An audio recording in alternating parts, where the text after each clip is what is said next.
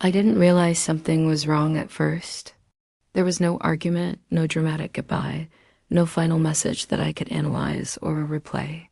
One day, there was presence, routine, warmth, the quiet certainty that someone existed on the other side of my screen. And the next day, there was nothing, just silence. At first, I treated it like a technical issue. Maybe his phone died. Maybe he was busy. Maybe life had simply interrupted us for a moment. I told myself not to overreact. I told myself I was calm. I told myself this was normal. But silence has a way of expanding when you stare at it long enough. It doesn't stay neutral. It starts to suggest things. It invites interpretations. And slowly, without any announcement, it began to occupy my thoughts more than his presence ever had. I checked my phone in quiet moments, not anxiously at first, but habitually, like muscle memory. I noticed how often my mind reached for him, only to find nothing there. No explanation. No rejection, just absence. That was the first crack. Not pain, confusion, a strange, floating uncertainty that didn't hurt sharply enough to justify my reaction, but lingered too long to ignore. I replayed our last conversations, scanning for clues, tone shifts, hidden meanings that I might have missed. I wondered if I had imagined the connection altogether, if what felt mutual to me had always been one-sided. That doubt settled in gently, like fog, making everything less clear without actually changing the landscape. As days passed, the silence didn't feel empty anymore. It felt loud. I started measuring time differently, marking it by how long it had been since I last heard from him. I told myself I was being dramatic, that people disappear all the time, that I shouldn't let this affect me so deeply. But my mind didn't listen to logic.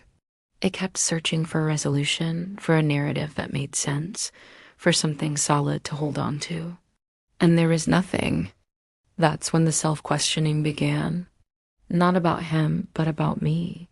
I asked myself if I had said something wrong, if I had been too available, too distant, too honest, too careful.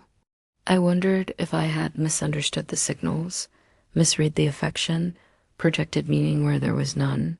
The absence didn't just remove him from my life. It removed my trust in my own perception. I began doubting my memory, my emotional intelligence, my ability to read people at all. What made it worse was how invisible the pain felt. There was no breakup to grieve, no betrayal to point to, no clear loss that others could recognize. When I tried to explain it, even to myself, it sounded small. He just stopped responding. That was all.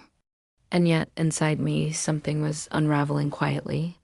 I felt embarrassed by how affected I was. Ashamed that something so intangible could destabilize me so deeply. The world kept moving.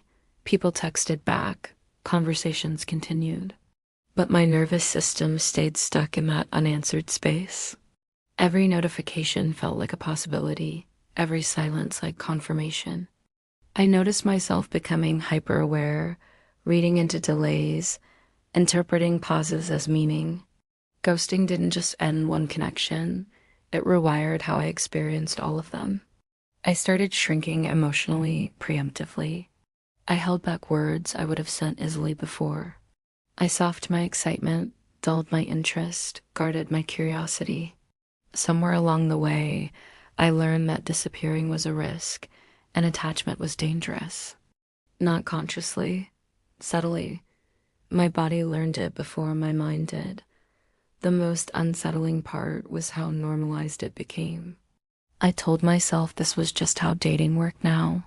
People vanished, connections dissolved without explanation, closure was outdated.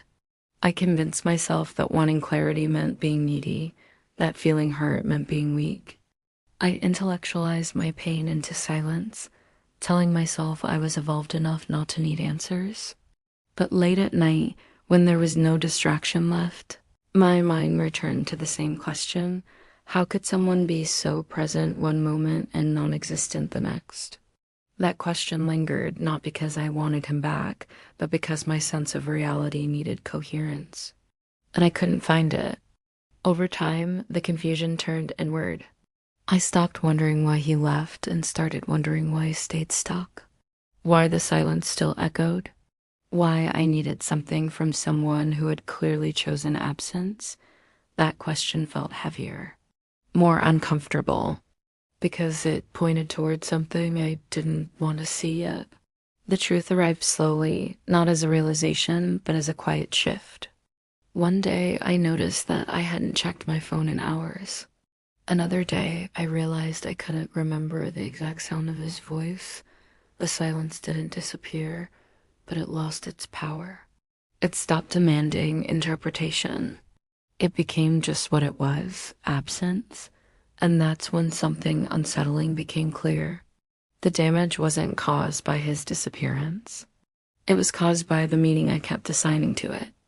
The power he held wasn't in his silence, but in my attention and my need for explanation, in my hope that the story wasn't over yet. Without confrontation, without closure, without any dramatic ending, the dynamic shifted. Not because he returned, but because I stopped waiting. I stopped constructing narratives around someone who no longer existed in my daily reality. The moment I accepted that silence was the answer, it lost its grip on me. The plot twist wasn't empowerment. It wasn't strength, it was indifference, a quiet, almost boring neutrality. The realization that someone who disappears doesn't win. They fade, and when they fade, so does their control. Not because they are confronted, but because they become irrelevant. Looking back, I understand now that ghosting didn't break me. It exposed where I was still handing my self-worth to unanswered questions. It showed me how easily my mind tried to fill gaps with self-blame. And it taught me something unsettling and liberating at the same time. Closure doesn't to come from the other person. It comes from deciding that their absence is no longer information I need. The story feels different now, not because the ending changed, but because I finally understood that the silence wasn't about me at all. It never was. If this story resonated with you, it may help to sit with it a little longer, to understand how silence shapes the mind and how attention restores it. You can download the ebook in the description. The link is in the description.